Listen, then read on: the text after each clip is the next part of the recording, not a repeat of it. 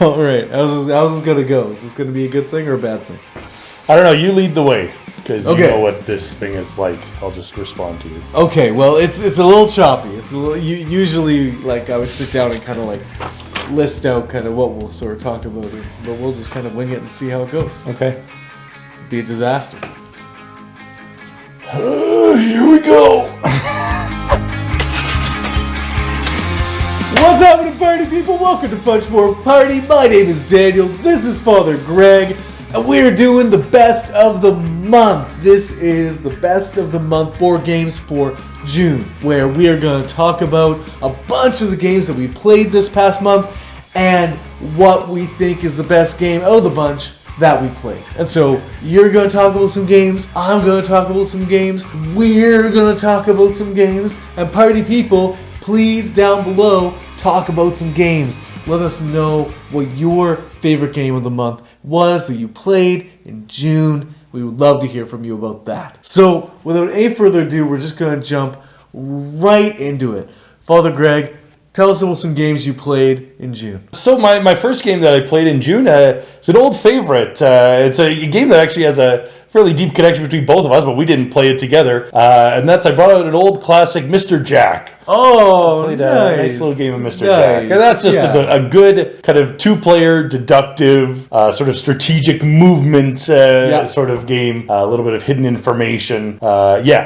Mr. Jack. We'll always like it. Saw it on my shelf. Thought I need to get this one back to the table, and was happy. Oh I yeah, did. that's excellent. That's excellent. I love Mr. Jack. That makes you feel good. That Nice. makes you feel good. For me, my first board game I played this past month was Ankh. And this time we got to play it with 3 players. The first time we played it was just Sarah and I. We played 2. We got to play 3 players, which people say is kind of the suboptimal way to play Ankh.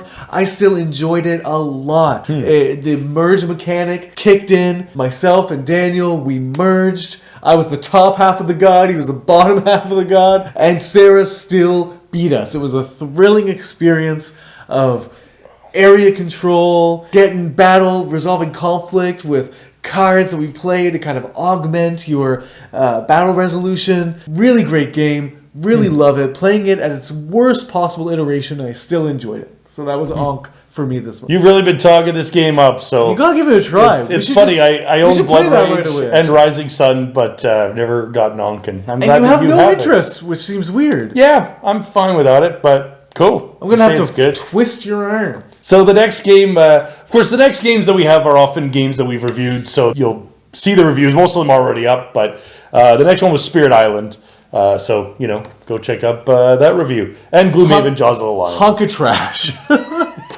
Spirit Island's fit for the pit. Yeah, he really did like it. I thought it was substantially better than that, but Right. I mean, it has moments. It has, yeah. And then, Jaws of the Lion. Mm-hmm. Yeah, Gloomhaven Jaws of the Lion. Oh, I'm really enjoying this.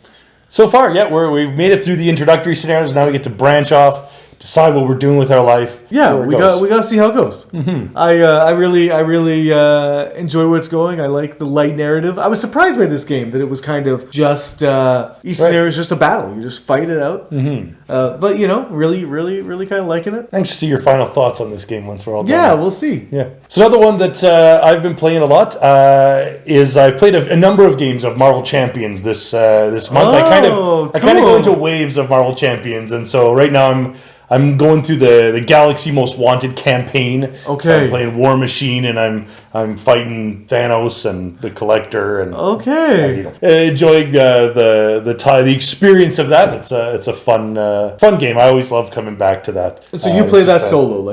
Just a pure solo. You can play a number of times. I play once I get into a campaign, I'll play all 5 games in a week. So next on my list, and probably next on yours, is Star Wars Rebellion. And so this is a game that we played together for the channel. There's a video already up. You can see all about that. It surprised us both. We liked it a lot. You will too. Another game that I played this month was The Magnificent. So this is I've a been game wanting that to play you've been this wanting to for play. And years. it's a really good game. It's got a little bit of tile placement. It's got a really kind of appealing art aesthetic, kind of idea of putting on shows, this kind of action selection sort of mechanism sort of thing that's going on before you. So a lot of really neat little things dice. packed in. Lots of dice. Yes, exactly. Dice placement, kind of dice selection. Dice selection, that does your action. And But so still on. a polyomino thing that I'm not sure how I The like. polyomino thing is fairly minor. Like, you have a big space and you probably won't fill the whole of that space. So, like,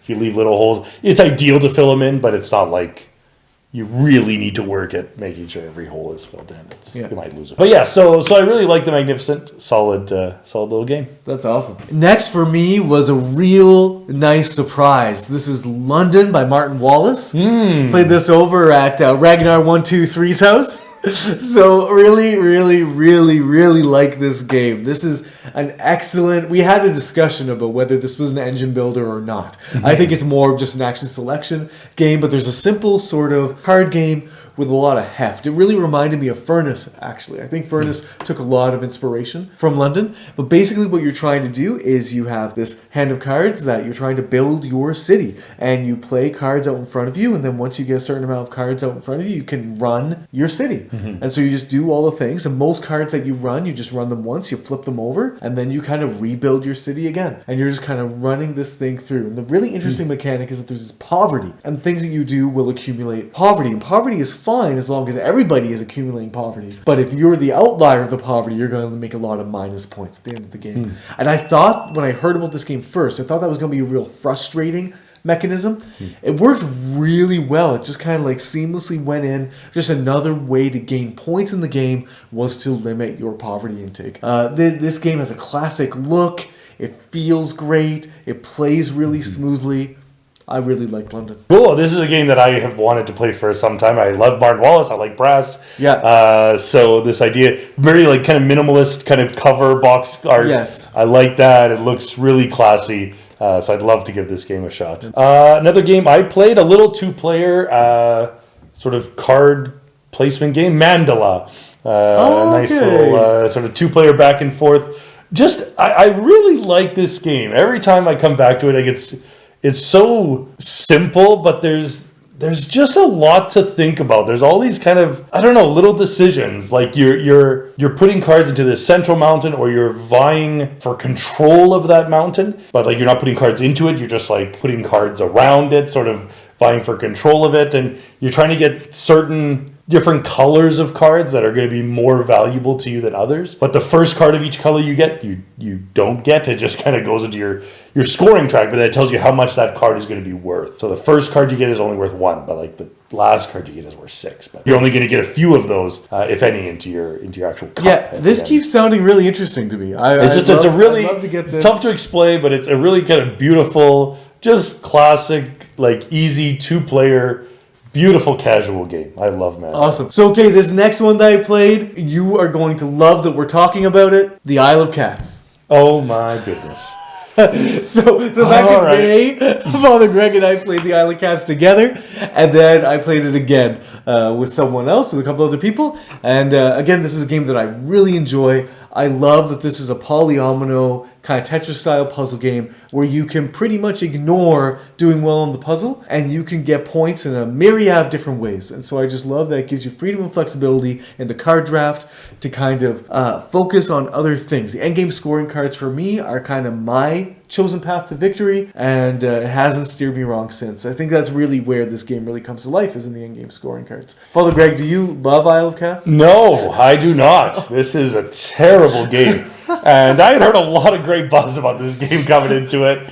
And there are when you get all those endgame scoring cards and you put like 10 of them before you, and you're trying to get like 5 red cats and 5 blue cats, but then also one of every different color of cat, but then also one of every different type of treasure, and then also, that will drive me nuts. This game is like a casual game that hurts my brain to no end. Right. And I am happy to never play this game again. Okay. Well, maybe you will get your wish. You will never have it. I might force you, though. Wow. So next for me was Mission Red Planet. Played Mission Red Planet. I was in a situation where I invited some guys over to play games. And then nobody was getting back to me. So I invited over a couple other guys to play games. And then at the end of the night, everyone kind of got back to me at once. And so all of a sudden, there were 6 of us playing.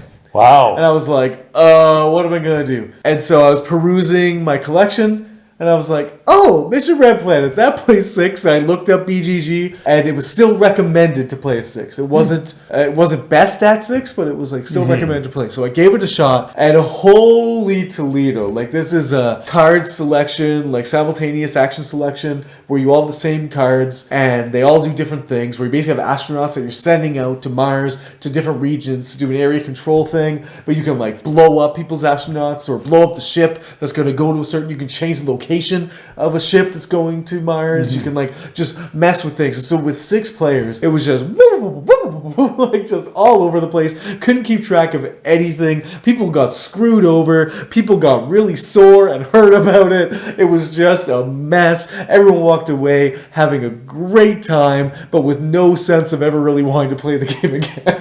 My kind of game.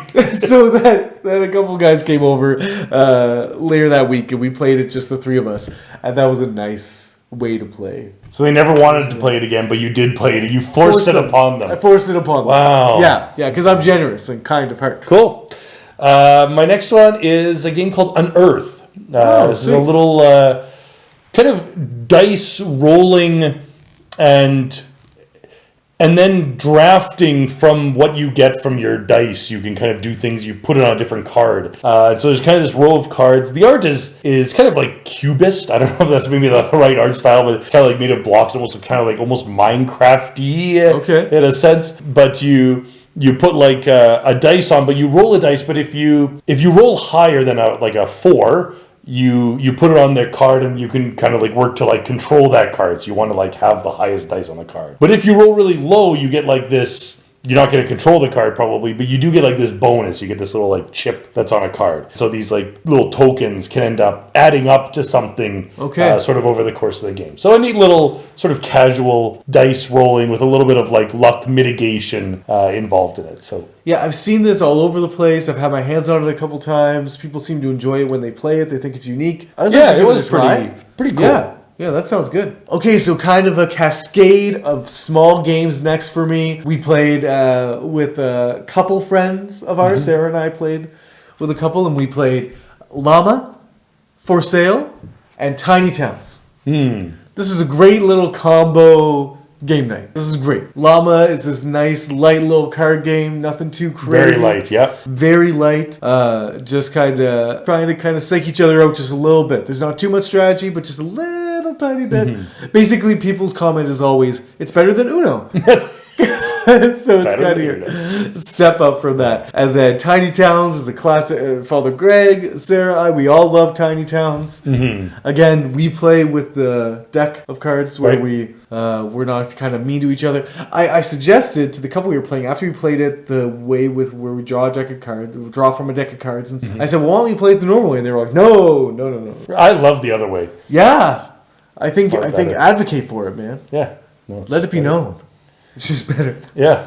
And then a For Sale. Classic For Sale. Yep. Just this 2-phase beautiful game of you're auctioning to collect these numbered houses, different properties. Space Station is the 30, and then the next phase of the game, you got to play those cards to acquire money amounts and kind of match those up. And the great thing about this game is that you can do not so great on the initial auction phase and still kind of weasel your way out. Selling that cardboard box for $5,000, baby. The great thing about this game, or these games, was that we played all of them twice. And we were only playing games for probably like 2.5 hours, maybe. We played all of them twice. It was great. Really nice family style game night. Cool. My next one is a fairly simple game, but that comes in a big box, and that is Foundations of Rome. Oh, okay. So Foundations of Rome. I played this twice this month, and yeah, it's a big, giant thing.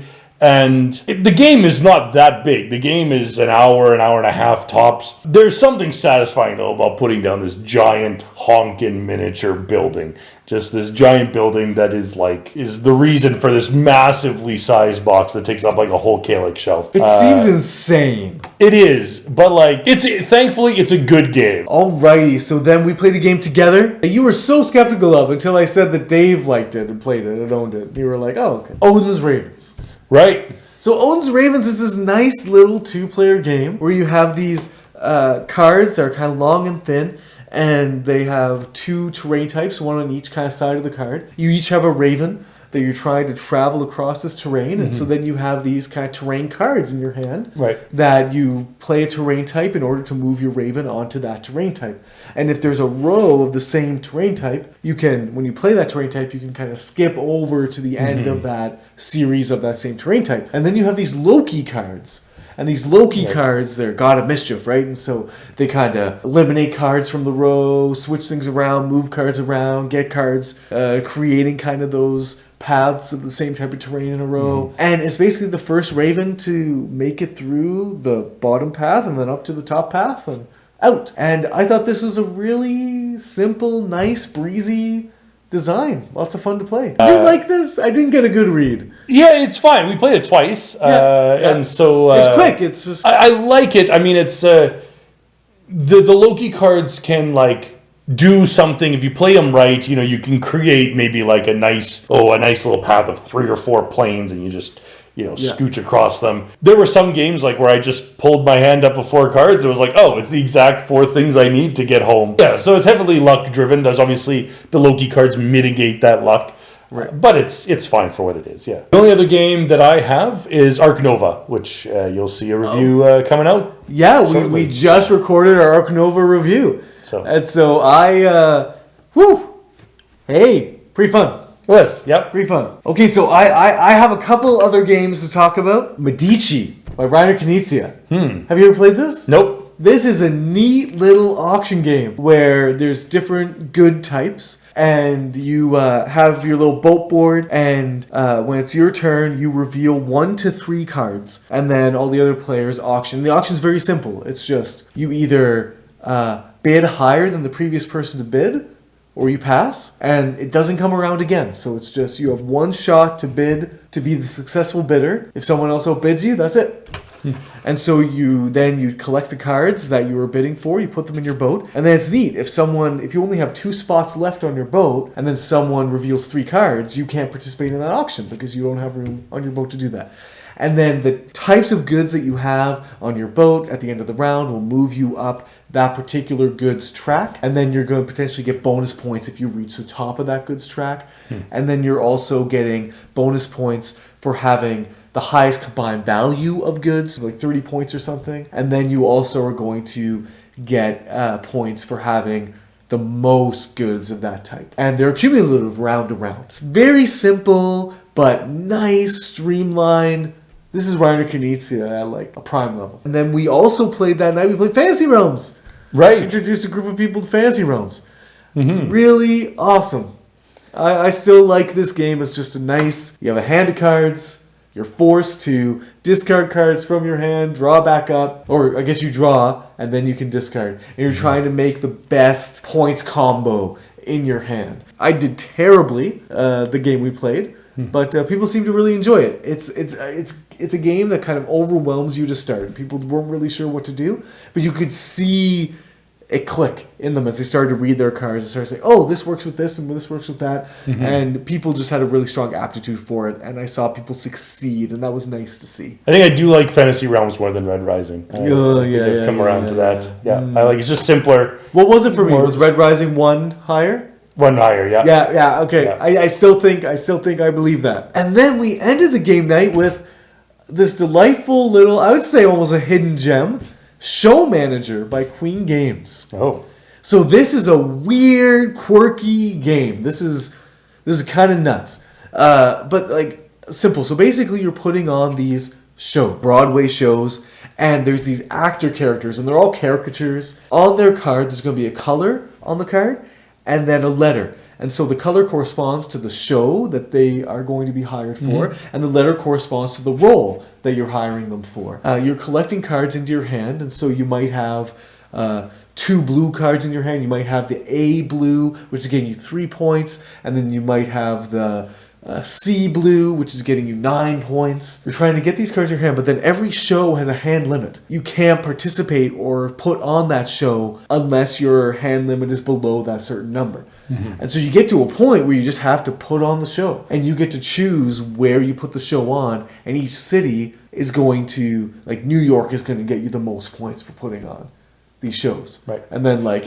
Delaware or whatever it is going to, not do as well for you. This game is like, it's not like super well designed. It's not super polished. There's things about it that I would improve in a heartbeat, but I really enjoyed it. Had a lot of fun. We play it. Like, it's just one of those games where it's like, this isn't great, but it's great. Like, it's like, I don't know if you have that experience with some games. Right. I don't want to go to your shows. Crappy shows in New York. That's right. Broadway, like a bunch of great shows, and then you're like dingy. That's right. Like the Rats, theater. it's called. It's called The Rats. Okay. So, Father Greg, drum roll please, what is your best game of the month? Probably for me would be The Magnificent. If I had to pick just for the kind of big state of the game. I love Mr. Jack. I like Mandala. Those are two smaller games that kind of play in shorter times. But The Magnificent for me would be, if you're looking for a medium kind of weight, good solid game. This is beating out a lot of cool things for you. Yeah, that's good. So my best of the month, party people, is going to be London.